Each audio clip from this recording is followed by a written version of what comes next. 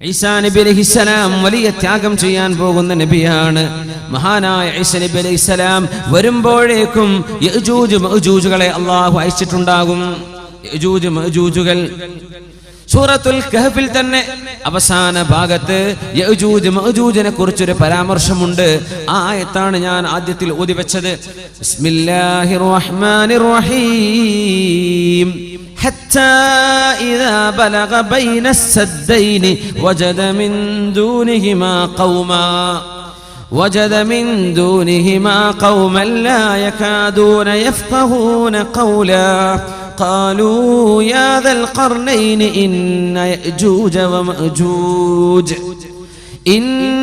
يأجوج ومأجوج مفسدون في الأرض فهل نجعل لك خرجا على أن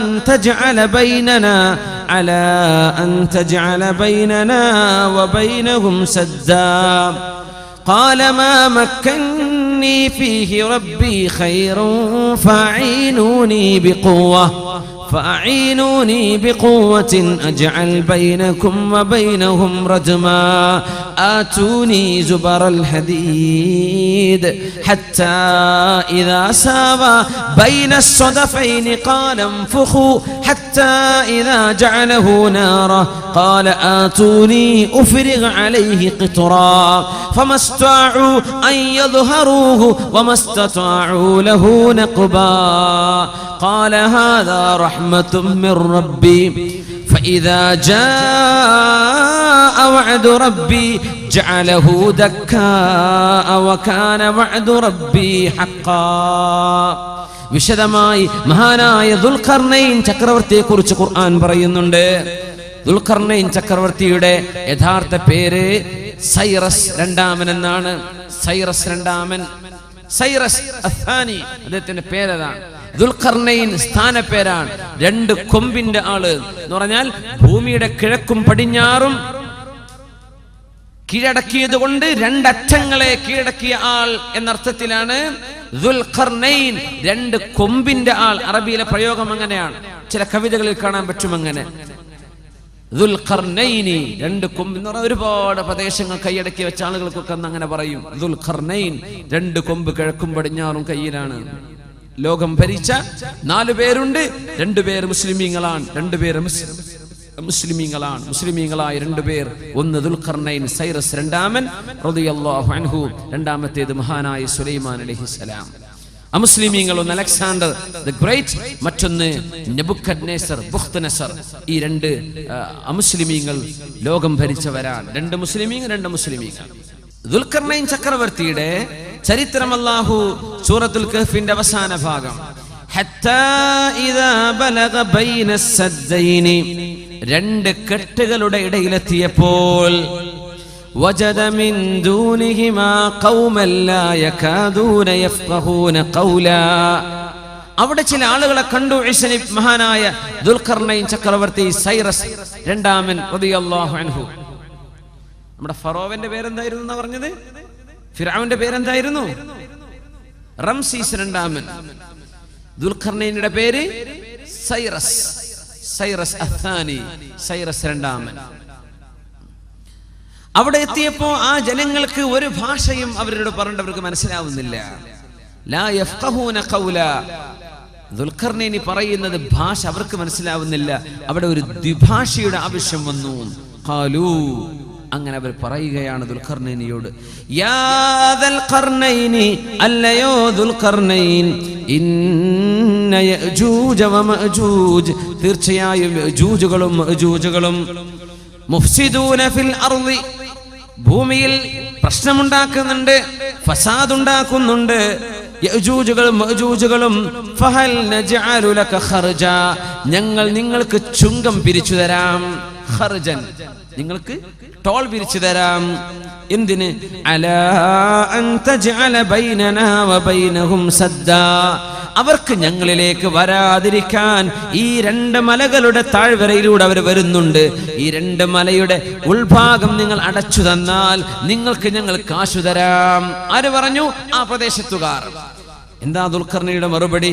ഖാല, ദുൽഖർനൈനി റളിയല്ലാഹു അൻഹു പറഞ്ഞു, മാ മക്കന്നി ഫീഹി റബ്ബി ഖൈറുൻ ഫഅഈനൂനി ബിഖുവ. നിങ്ങൾ എനിക്ക് പൈസ ഒന്നും തരണ്ട, നിങ്ങൾ ആരോഗ്യം കൊണ്ട് എന്നെ സഹായിക്കണം. അജ്അൽ ബൈനകും വബൈനഹും റജ്മാ. അവർക്ക് നിങ്ങളിലേക്ക് വരാതിരിക്കാൻ ഞാനൊരു മതിലുണ്ടാക്കി തരാം. حتى إذا ساوى بين الصدفين قال انفخوا حتى إذا جعله نارا قال آتوني أفرغ عليه قطرا. ഇരുമ്പിന്റെ ബ്രിക്സുകളായിരുന്നു, ഇരുമ്പിന്റെ ബ്രിക്സുകൾ, ഇരുമ്പിന്റെ കല്ലുകൾ, ഇഷ്ടിക ഇരുമ്പിന്റേത്. അത് പഴുപ്പിക്കാൻ വേണ്ടി പറഞ്ഞു. ഹത്താ ഇദാ ജഅലഹു നാറൻ, അത് പഴുത്ത് ചൂടായപ്പോൾ ആതൂനി ഉഫ്രിഗ അലൈഹി ഖിത്റ, ഞാൻ അതിന്റെ മേൽ മെൽറ്റായ കോപ്പർ അതിലേക്ക് ഒഴിക്കാമെന്ന് പറഞ്ഞു. അങ്ങനെ ആ ബ്രിക്സുകളെ ബലിഷ്ഠമായി പടച്ചു മഹാനായ ദുൽഖർനൈൻ ചക്രവർത്തി റളിയല്ലാഹു അൻഹു. നബിയാണെന്ന അഭിപ്രായമുണ്ട്, നബി അല്ല എന്ന അഭിപ്രായമുണ്ട്. ദുൽഖർനൈനെ സംബന്ധിച്ച് വലിയ മഹാനായ മനുഷ്യനായിരുന്നു. എവിടെയാണ് ഈ മല ഉള്ളത്? അതാണ് നമുക്ക് ആദ്യം മനസ്സിൽ വരല്ലേ. എവിടെയായിരിക്കും ഈ മല?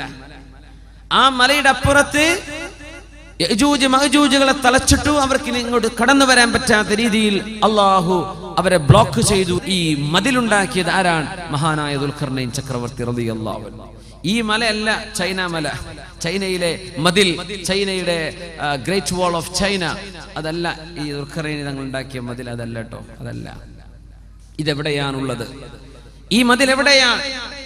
അതിനെ സംബന്ധിച്ച് ഒരുപാട് പഠനങ്ങൾ നടന്നു. മഹാനായ ഉമർ അൽ ഫാറൂഖ് റളിയല്ലാഹു അൻഹു 10ഓളം സ്വഹാബികളെ തുർക്കിയിലേക്ക് പറഞ്ഞയച്ചിട്ടുണ്ട് ഈ മതിൽ കാണിച്ചു കൊടുക്കാൻ. പഴയ തുർക്കി, ഇന്നത്തെ അർമീനിയയുടെ ഭാഗമായിരിക്കുന്ന ഭാഗം, അർമീനിയയുടെ പരിസരത്ത് വിലാദി ഖുഖാസിനും തിഫ്ലിസിനും ഇടയിലുള്ള ദാരിയാൽ എന്ന് പറയുന്ന ഒരു പ്രദേശമുണ്ട്. നിറയെ മലകളുള്ള പ്രദേശമാണ്. ആ ദാരിയാൽ ചുരത്തിലാണ് മഹാനായ ദുൽഖർനൈൻ ചക്രവർത്തി ഉണ്ടാക്കിയ മതിലുള്ളത് എന്ന് മഹാനായ തർജുമാൽ ഖുർആന്റെ മുഫസ്സിർ അബുൽ കലാം ആസാദ് അദ്ദേഹത്തിന്റെ തഫ്സീറിൽ ചരിത്രം രേഖപ്പെടുത്തി വെച്ചിട്ടുണ്ട്. ഇന്നത്തെ അർമീനിയയുടെ ഭാഗം, പഴയ തുർക്കി, ഇന്നത്തെ തുർക്കിയല്ല. അവിടെ നിന്ന് അങ്ങോട്ട് നോർത്തിലേക്ക് കയറിയാൽ വിലാദി ഖുഖാസിക്കും തിഫ്ലിസിനും ഇടയിൽ ദാരിയാൽ ചുരമുണ്ട്. ആ ചുരത്തിലെ 2 മലകൾക്കിടയിലുള്ള ഭാഗം ഇരുമ്പിന്റെ കട്ട കൊണ്ടുണ്ടാക്കിയ മതിൽ ഇന്നവിടെയുണ്ട്. മഹാനായ ഉമർ അൽ ഫാറൂഖ് റളിയല്ലാഹു അൻഹു അന്ന് വരെ ആളയച്ചിട്ടുണ്ട് അത് കാണാൻ, അത് പഠിച്ചു വരാൻ വേണ്ടി. മഹാനായ ഉമർ അൽ ഫാറൂഖ് റളിയല്ലാഹു അൻഹു നമ്മുടെ മുഫസ്സിരീങ്ങളൊക്കെ രേഖപ്പെടുത്തിയത് കാണാൻ കഴിയും. യജൂജ് മഅജൂജുകൾ അന്നവിടെ പ്രത്യക്ഷപ്പെട്ടു. ആരാണ് യജൂജ് മഅജൂജുകൾ? ഇവർ ഒറിജിൻ മംഗോളിയക്കാരാണെന്നാണ്. മംഗോളിയൻസ് BC 9th സെഞ്ചുറിയിൽ കാസ്പിയൻ കടലിന്റെ ഭാഗങ്ങളിലൊക്കെ ഒരുപാട് അക്രമങ്ങൾ ചെയ്ത ആളുകളെ സംബന്ധിച്ച് ചരിത്രമുണ്ട്. ഇവർ അക്രമകാരികളായിരുന്നു, വെറും അക്രമം. തർത്താരികൾ ഇവരുടെ ബാക്കിയാണ്. ചെങ്കീസ് ഖാൻ യജൂജ് മഅജൂജിന്റെ പരമ്പരയിൽ വന്ന ആളാണ്. പക്ഷേ റസൂലുള്ളാഹി സ്വല്ലല്ലാഹു അലൈഹി വസല്ലം തങ്ങളുടെ കാലമായപ്പോഴേക്കും സംസ്കാരമുള്ള ആളുകളായി മാറി ലോകത്തിന്റെ പല ഭാഗങ്ങളിൽ വിന്യസിക്കപ്പെട്ടു പോയി ഈ കുടുംബം. 2 തറവാടുകളാണ് Yajuj Majuj, Gog and Magog. Gog and Magog, Yajuj Majuj, അങ്ങനെ ചരിത്രത്തിൽ അറിയപ്പെടുക. പഴയ മംഗോളിയയുടെ 2 നഗരങ്ങളുടെ പേരാണ് ഗോഗും മാഗോഗും. Gogh Magog, Yajuj മഅജൂജ്.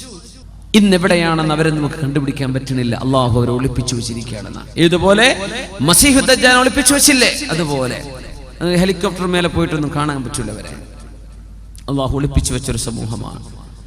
അന്ത്യനാളിനോടടുക്കുമ്പോൾ മിൻ കുല്ലി ഹദബി യൻസിലൂൻ, ലോകത്ത് എവിടെയെല്ലാം ഉയരമുള്ള മലകളുണ്ടോ അവിടെ നിന്നെല്ലാം കൂട്ടമായി ഇവർ വരും. ഇവരുടെ കയ്യിൽ തോക്കുകളുണ്ട്, അമ്പുകളുണ്ട്, കൊല്ലാനുള്ള എല്ലാ സാധനങ്ങളും. മനുഷ്യരെ കൊല്ലലല്ലാതെ മറ്റൊരു ഹോബിയും ഇവർക്കില്ല. അങ്ങനത്തെ 2 കൂട്ടരാണ് യജൂജുകളും മഅജൂജുകളും. മഹാനായ മഹാപ്രവാചകൻ ഈസ നബിയെയും അവരോടൊപ്പമുള്ള സത്യവിശ്വാസികളെയും ബൈത്തുൽ മുഖദ്ദസിന്റെ അരികത്ത് സീനാ മലയിൽ കൊണ്ടുപോയി ഉപരോധം ഏർപ്പെടുത്തും. മുസ്ലിമീങ്ങൾക്ക് താഴെയിറങ്ങി വരാൻ പറ്റില്ല. ഭക്ഷണം പോലും കൊടുക്കാതെ ദിവസങ്ങളോളം സീസ് ചെയ്യുമെന്ന് പരിശുദ്ധ റസൂലുള്ളാഹി സ്വല്ലല്ലാഹു അലൈഹി വസല്ലം. അന്നേരം ഈസാ നബി അലൈഹിസ്സലാം അല്ലാഹുവിനോട് ദുആ ചെയ്യുമത്രേ, അല്ലാഹ് പടച്ചവനെ ഞങ്ങളെ രക്ഷപ്പെടുത്തി തരണം, യജൂജ് മഅജൂജിനെ നശിപ്പിക്കണേ എന്ന് മഹാനായ പ്രവാചകൻ ദുആ ചെയ്യുമ്പോൾ ഫയുർസിലു അലൈഹിമുൻ നഗഫ, നഗഫ് എന്ന് പറയുന്ന ഒരു തരം പുഴുക്കൾ, അത് ഒട്ടകത്തിന്റെ തലയിൽ കാണുന്ന പുഴുക്കളാണ്. ആ പുഴുക്കളെ അല്ലാഹു അയച്ചു കൊടുക്കും. ആ പുഴുക്കൾ തലയിൽ വീഴുന്നതോടുകൂടെ യജൂജ് മഅജൂജുകളിൽ ഓരോരുത്തരും ചത്തൊടുങ്ങുകയാണ്, മരിച്ചു വീഴുകയാണ്. യജൂജ് മഅജൂജുകൾ നടന്നു പോകുന്ന സർവ്വ കിണറും സർവ്വ ജലാശയങ്ങളും ഉപ്പുവെള്ളം പോലും കുടിച്ചു തീർക്കുമെന്ന് ഹദീസിനുണ്ട്. അതുകൊണ്ടാണ് തമീമുദ്ദാരി റളിയല്ലാഹു അൻഹുവിനോട് അന്നൊരിക്കൽ ആ ദ്വീപിൽ വെച്ച് മസീഹു ദജ്ജാൽ പറഞ്ഞത്, സുഗർ തടാകം വറ്റിപ്പോകും, തൊബരി തടാകം വറ്റിപ്പോകും. ഇവർ കുടിച്ചു തീർക്കുന്നതാണ്, കുടിച്ചു തീർക്കും.